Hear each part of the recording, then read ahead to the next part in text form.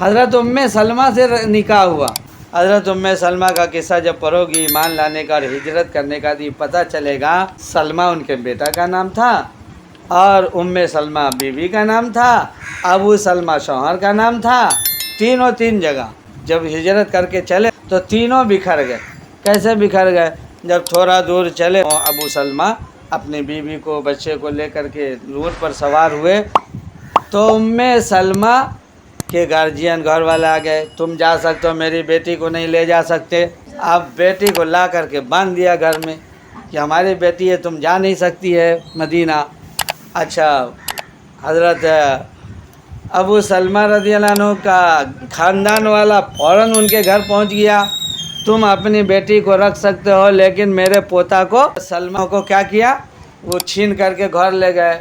حضرت سلمہ اپنے ماں باپ کے یہاں اور سلمہ ان کے لڑکے اپنے دادا دادی کے یہاں، اور شوہر مدینہ ہجرت کر کے جا چکے تھے۔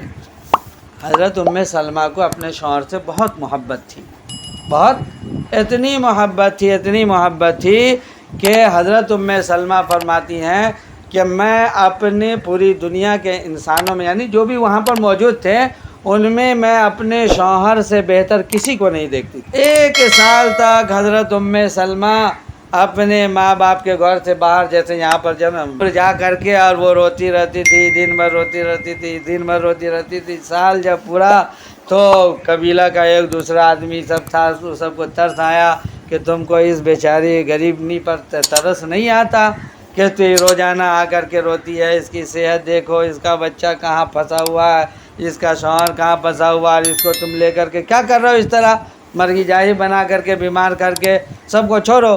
تو اس نے اجازت دے کہ تم جاؤ، تم لے جا سکتے ہو۔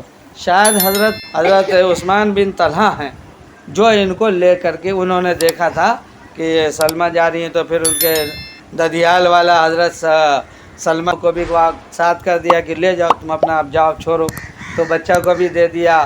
پھر حضرت عثمان بن طلحہ رضی اللہ عنہ ان کو جو دیکھا، کہاں جا رہی ہو اکیلے تنہائی میں، یہ 400 کلومیٹر کا فاصلہ، 400 کلومیٹر 16-17 دن لگتا تھا، اتنی دوری کا سفر کر کے کہاں جا رہی ہو کیسے اکیلے تنہا؟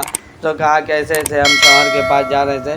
تو حضرت انہوں نے اپنے اونٹ پر ان کو پہنچایا مدینہ، حالانکہ اس وقت مسلمان نہیں ہوئے تھے، لیکن انہوں نے کہا ان سے زیادہ شریف آدمی میں نے آج تک کسی کو نہیں دیکھا، عزت دار آدمی۔ جب میں اس پر مجھے سوار کرانا ہوتا تھا، اپنا چہرہ گھما کر میرے سامنے اونٹنی کھڑا کر بیٹھا دیتے تھے، میں اونٹنی پر بیٹھ جاتی تھی، پھر اونٹنی کی نکل پر پکڑ کے لے جاتے تھے، پھر کسی درخت کے یہاں پر پڑاؤ ڈالنا ہوتا تھا تو اس درخت کے نیچے اونٹنی کو بیٹھا دیتے تھے، پھر اپنے دوسرے درخت کی طرف جا کر کے آرام کرتے تھے، اور اس طرح انہوں نے میری عزت کی حفاظت کرتے ہوئے مجھے مدینہ پہنچایا۔ تب تینوں، بچہ، شوہر، بیوی ایک ساتھ جڑ گئے۔ یہی سلمہ ہے کہ جنگ کے اندر حضرت ابو سلمہ کا انتقال ہو۔ حضور پاک صلی اللہ علیہ وسلم کی ایک حدیث ہے، روشنی رکھو تاکہ بعد میں بات آئے گی، کتاب میں آئے گی تو روشنی رہے گا تو پھر بعد میں سمجھنا آسان رہے گا۔ تو حضرت سلمہ کو ایک حدیث پہنچی ہوئی تھی، اس حدیث میں یہ ہے کہ اگر تمہارا کوئی چیز گم ہو جائے، یہ قلم گم ہو گیا یا ٹوپی گم ہو گیا، یا کوئی آدمی مر جائے، کوئی آدمی موبائل گم ہو گیا، تو کیا دعا پڑھنا چاہیے؟ انا للہ و انا الیہ راجعون، اللہم اجرنی فی مصیبتی واخلف لی الخیر مما آتانی، یہ دعا پڑھنا چاہیے۔ تو یہ دعا پڑھے گا تو کیا ہوگا؟ فرمایا کہ یہ قلم ہے نا، قلم گم ہو گیا تو اس سے بہترین قلم اللہ پاک عطا فرمائے۔ یہ موبائل گم ہو گیا نا تو اس سے بہترین موبائل اللہ پاک اس کو، یہ دعا کی برکت سے، اس دعا کی برکت سے۔ تو حضرت سلمہ فرماتی ہیں جنگ میں شہید ہو گئے، کون؟ حضرت سلمہ کے شوہر کا۔ تو انہوں نے یہ دعا پڑھا، پہلے انا للہ پڑھا، اور اس کے بعد اللہم اجرنی فی مصیبتی واخلف لی الخیر مما آتانی، یہ دعا پڑھا۔ اس کے بعد یہ سوچتی تھی، کچھ دن یہ سوچتی تھی کہ اس دعا کا مطلب یہ ہے کہ جو مجھ سے گم ہوا ہے اس سے بہتر ملے گا۔ تو حضرت سلمہ فرماتی ہے کہ میرا شوہر مرا، تو اپنے شوہر کے مرنے پر میں نے یہ دعا پڑھی، اور مجھے مدینے کے اندر اپنے شوہر سے بہتر کوئی کوئی آدمی نظر نہیں آ رہا ہے، تو اس سے بہتر کوئی کیا ملے گا مجھے؟ وہ سوچ میں پڑ گئی کہ اللہ نے فرمایا، وعدہ کیا ہے کہ جو گم ہوا ہے اس دعا پر اس سے بہتر ملے گا، تو میرے شوہر سے بہتر کوئی تھا ہی نہیں میرے نگاہ میں، تو مجھے اس سے بہتر کیا مل سکتا ہے؟ اچھا، حضور پاک صلی اللہ علیہ وسلم، حضرت ام سلمہ اتنا پریشان ہو کر کے آئی، اتنا پریشان، 1 سال رو دھو کر کے بیمار پڑ کے یہاں آئی، اور آنے کے بعد مدینہ جب ہجرت کر کے آئی تو فوراً شوہر کا انتقال ہو۔ اب شوہر کا جو انتقال ہوا تو کیا ہوگا؟ کتنا غم کا پہاڑ ٹوٹے گا پتہ ہے؟ ہجرت کر کے آئی ہے، پھر اس کے بعد شوہر کا وہاں وہ لوگ الگ تانا دے گا کہ ہمارے بتوں کو چھوڑ کر یہ لوگ گئے، تو کسی کا بیٹا مرا، کسی کا باپ مرا، کسی کا بھائی مرا، تانا دیں گے نا؟ تو یہ تانے کے پیچھے پریشان ہوگی اور ان کا دل ٹوٹے گا، بیوہ ہوگی، ان کی خرچی ہے، خبر گیری ہے۔ فرمایا کہ جب حضور پاک صلی اللہ علیہ وسلم نے ان کو نکاح کا پیغام دیا تب ان کو دعا یاد سمجھ میں آئی، شوہر کا اور حضور کا کیا مقابلہ! یہ تو نبی، ہمارے نبی کے نکاح میں جانے والی ہوں، ازواج مطہرات میں میرا شمار ہونے والا ہے، تو اللہ نے اس سے بہتر عطا فرمائیں گے، نبوت سے ہم کو جوڑ دیا اللہ پاک نے۔ حضرت ام سلمہ سے نکاح کے پیچھے کیا ہے؟ بہت سارے مسائل ہیں ان کے ساتھ لگے ہوئے۔ حضور صلی اللہ علیہ وسلم کے خاندان میں، دادی علی خاندان میں زینب بنت حضور پاک صلی اللہ علیہ وسلم کی 11 میں سے نام لے لو۔ حضرت پہلی خدیجہ، دوسری سودا، ہاں، اس کے بعد حضرت عائشہ کو بھی لے لو، ٹھیک ہے، اس کے بعد حضرت زینب بنت جہش کو لے لو، اور ایک اور زینب ہے، زینب بنت خزیمہ کو لے لو، 5 ہو گئی۔ اس کے بعد حضرت صفیہ کو لے لو، کتنی ہوئی؟ 6۔ حضرت جویریہ کو لے لو، کتنی ہوئی؟ 7۔ حضرت ام سلمہ کو لو، 8 ہوئی، اور اس کے بعد حضرت حفصہ کو لو، کتنی ہوئی؟ 9۔ اور اس کے بعد حضرت ام حبیبہ کو لو، 10 ہوئی، ایک حضرت میمونہ رضی اللہ تعالیٰ عنہ، تو 11 ہو گئی۔ ان 11 میں سے حضرت زینب بنت جہش حضور کے خاندان میں سے بھی تھی، اور حضور پاک صلی اللہ علیہ وسلم کے سسرالی خاندان میں سے، سروارہ میں سے۔ سارو کس کو کہتے ہیں؟ آپس میں سب بہن کے شوہر کو آپس میں سارو ہو جاتا ہے۔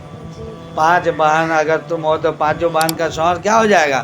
سب ایک دوسرے کا سارو ہو جائے گا نا۔ حضرت زینب بنت جہش رضی اللہ تعالیٰ عنہ کا نکاح حضور نے حضرت زید سے کیا تھا، لیکن حضرت زینب اور ان کے خاندان والے نہیں چاہ رہے تھے شروع سے، چونکہ حضرت زید پر غلامی کی زنجیر تھی۔ اور بھی حضرت زید کون تھے؟ حضور پاک صلی اللہ علیہ وسلم نے ان کو منہ بولا بیٹا بنایا تھا، غلامی کے بعد بھی یہ غلام تھے۔ یہ کیا تھے؟ ہاں، ان کے والد آئے ڈھونڈتے ڈھونڈتے حضور کے پاس ملے، تو والد نے کہا کہ چلو اب اپنے گھر چلو، تو انہوں نے کہا کہ نہیں، ہم حضور صلی اللہ علیہ وسلم کے ساتھ رہیں گے۔ حضور کے ساتھ رہنا پسند کیا، ماں باپ کو چھوڑ دیا۔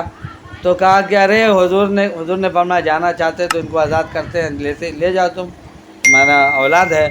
تو آزادی کے لیے حضور نے پیشکش کر دی، تو ان کے ماں باپ نے کہا چلو آزادی مل رہی ہے، سب سے بڑھ کے بات کیا ہوگی؟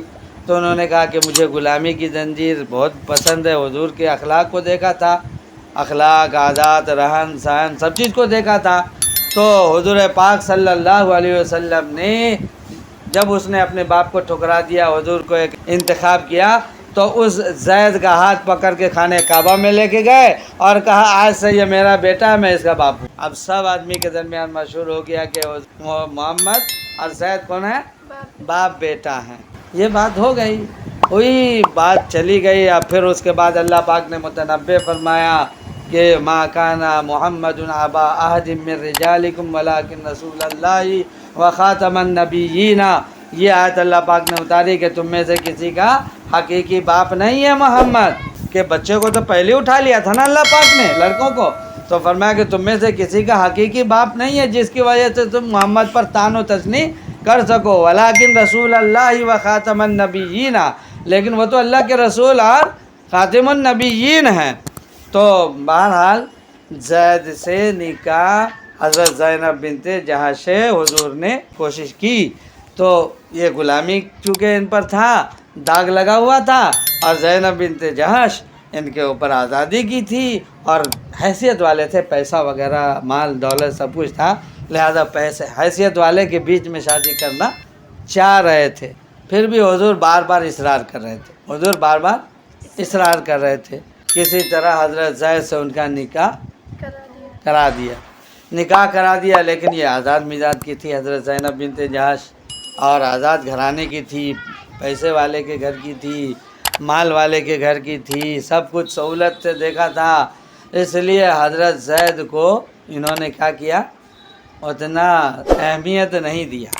انہی سے اسامہ بن زید ایک لڑکا ہے، تو ان کو اتنی اہمیت نہیں دی، کن کو، حضرت زید کو تھوڑا سا بڑھ چڑھ کے بات کر لیتی تھی، اور پھر اس کے بعد جو ہے ان کو اہمیت بھی نہیں دیتی تھی، تو دونوں آدمی میں بگاڑ ہونے لگا۔ کئی مرتبہ چاہا کہ کسی طرح سن 4 ہجری میں نکاح ہوا تھا، تو اس سال بھر نہیں ہوا کہ آپس میں بگاڑ ہوتے ہوتے کئی مرتبہ شکایت کی حضرت زید نے حضور سے، اللہ کے رسول ایسے ایسی بات ہے، اس طرح ہم کو ڈانٹ دیتی ہے، ایسے فلاں ہے، اور اس طرح جو ہے ہم پر زبان درازی کرنے لگتی ہے، اور ہمارے بات کو مٹھیر دیتی ہے، شوہری حقوق کے اعتبار سے بھی ہمارے ساتھ جو ہے ناانصافی کرتی ہیں۔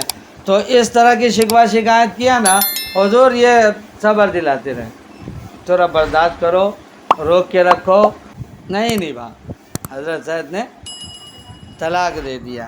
تو حضرت زید نے طلاق دے دیا، لیکن حضور پاک صلی اللہ علیہ وسلم یہ چاہتے تھے کہ زینب سے جڑے رہیں۔ اب یہ بات تھی، منہ بولا بیٹا لوگوں کے درمیان مشہور تھا، منہ بولا بیٹا، تو رسم یہ تھا اس درمیان میں کہ منہ بولا بیٹا بھی ہوگا تب بھی اس کی بیوی سے نکاح حرام ہے، نکاح، چونکہ وہ بیٹا کی بیوی کیا ہوئی، بہو ہوئی، لہذا بہو سے نکاح چاہے طلاق دے دے، وہ بہو سے نکاح حرام ہے۔ اسلام کو کیا کرنا تھا، اللہ پاک کو کہ اس بات کا خاتمہ کرنا تھا، کہ یہ جو زمانہ جاہلیت میں یہ رواج تھا کہ منہ بولا بیٹا جس کو کہہ دیا اس کو اپنی بہو مانتے تھے، اپنا بیٹا مانتے تھے، اس لیے اس کی بہو سے نکاح کرنے کو حرام سمجھتے تھے۔ اللہ نے اس چیز کو توڑنے کے لیے حضرت زینب سے اللہ نے خود سے نکاح کرا دیا حضور پاک صلی اللہ علیہ وسلم سے، آسمان پہ۔ کہاں نکاح ہوا؟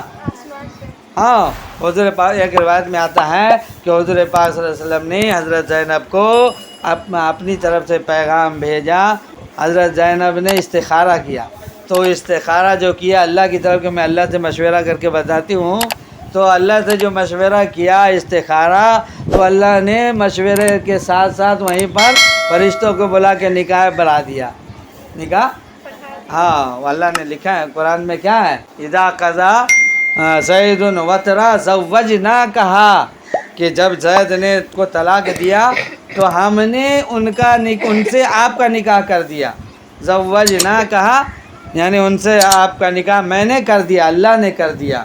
اس لیے حضرت زینب کا یہ جو ہے ولیمہ بہت زبردست طریقے سے ہوا تھا۔ فرمایا کیا ولیمہ تھا، تو ایک بکری ذبح کی گئی تھی، اور حضور کے گھر میں بہت برکت ہوتی تھی، آپ جب کھلاتے تھے تو برکت سے بھر جاتا تھا، تو بکری ذبح کی گئی تھی، اور حلوہ بھی بنا تھا، اور کچھ بھی بنا تھا، اور حریرہ بھی بنا تھا، اور پھر جو ہے کھا کے بچ گیا تھا۔ پوچھا گیا کہ برکت کیسی تھی، تو کہا کہ سب کھا کے بچ گیا تھا، کھانا ہاں بچ گیا تھا، اس لیے خوب برکت ہوئی تھی۔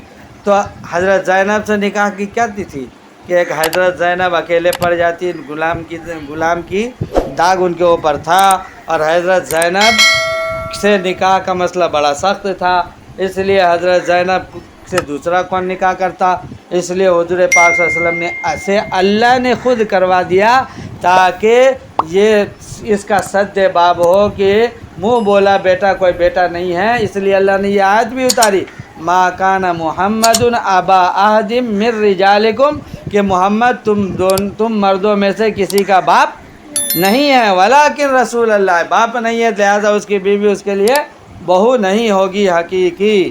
سمجھ میں آ رہی ہے بات؟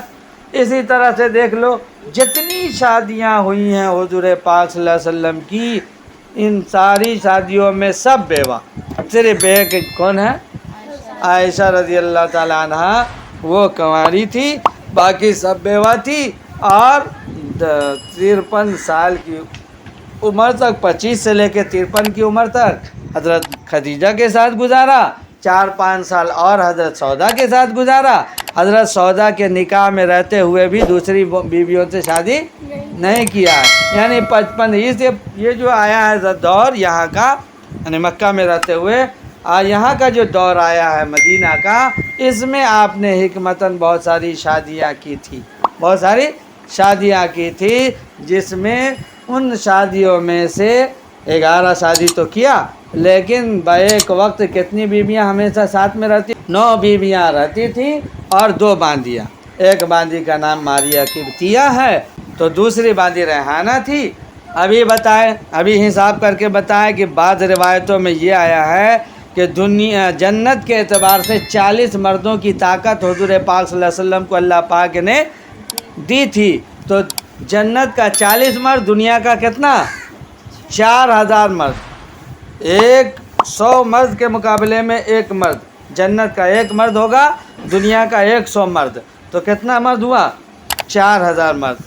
تو دنیا کا 4000 مرد کے مقابلے میں حضور کو طاقت تھی.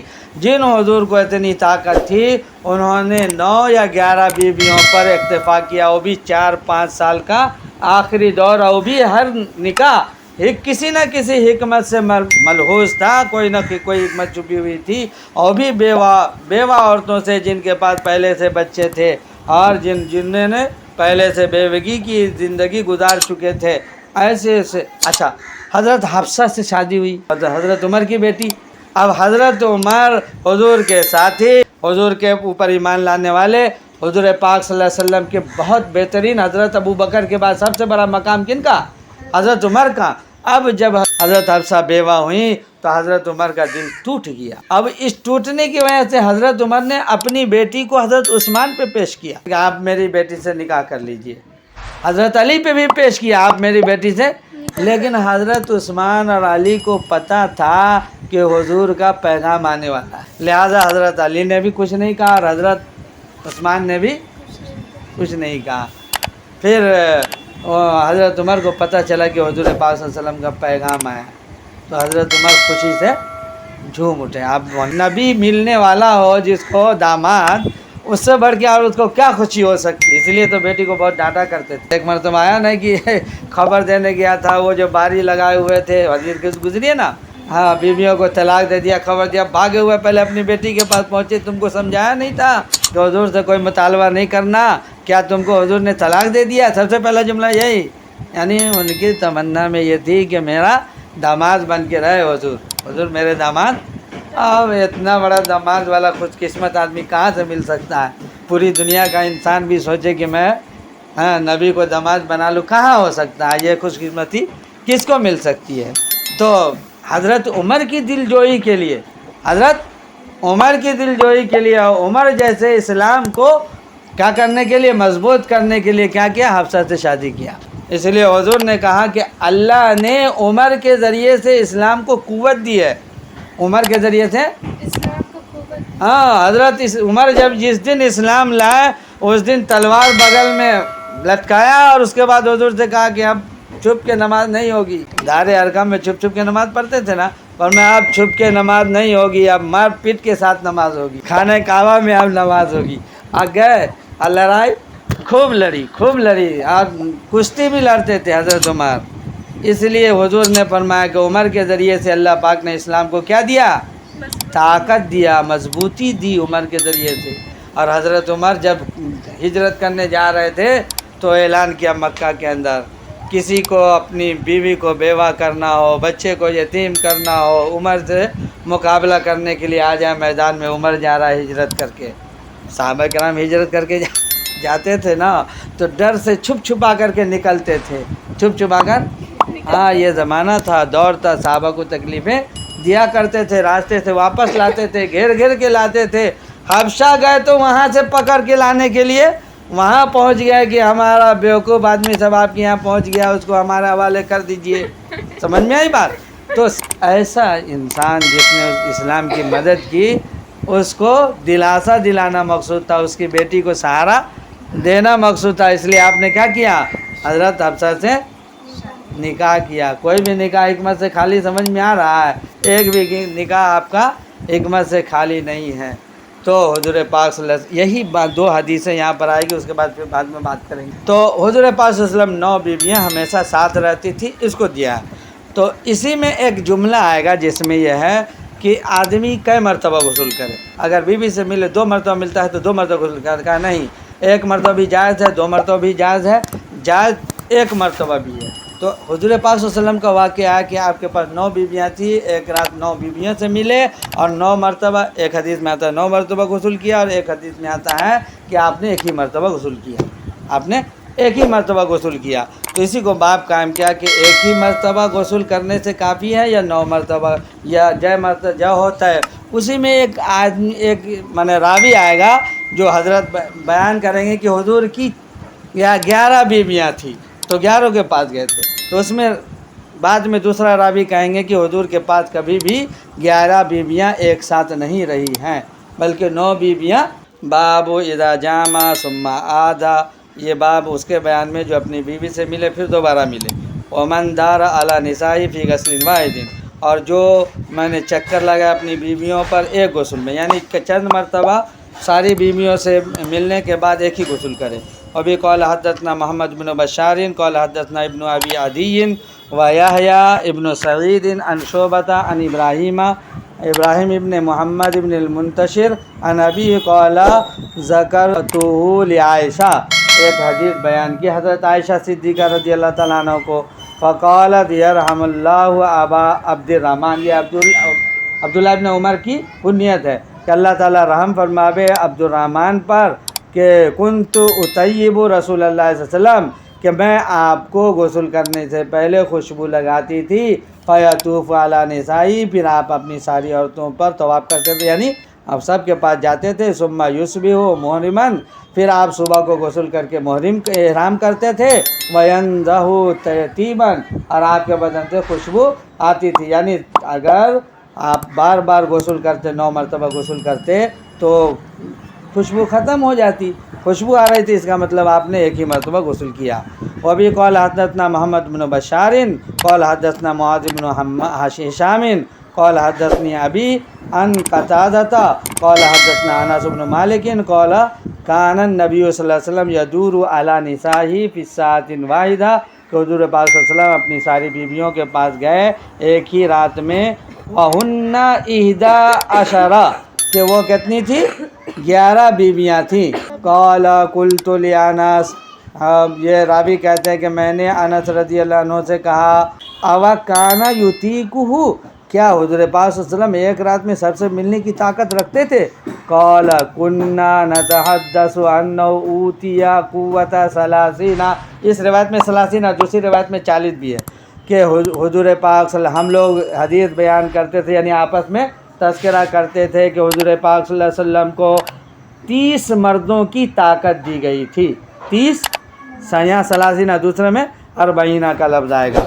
وقال سعید عن قتادہ، اور سعید فرماتے ہیں قتادہ رضی اللہ عنہ سے، ان انسا حدثهم 9 نسوہ، کہ حضرت انس نے ان کو خبر دی کہ حضور پاک صلی اللہ علیہ وسلم کی کتنی بیویاں تھیں بیک وقت؟ 9 بیویاں۔